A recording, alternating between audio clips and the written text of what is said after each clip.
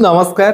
रक्तहीनता आम देश में बहुत ही कमन। गर्भवती महिला एवं स्तनपान करुवा महिला माने एही एनीमिया बा रक्तहीनतार अधिक शिकार होती। एथिपाई आपण खाई परिबे सजना साग एवं सजना छुई। जदि जड़े पुरुषों हिमोग्लोबिन 13 रु कम अच्छी एवं महिला हिमोग्लोबिन 12 रु कम अच्छी या आमे कहि परिबा एनीमिया। आयरन होची एभली एक मिनराल जहाँकि हिमोग्लोबिन तैयारी पई आवश्यक। सजना सागरे आयरन भरी रही।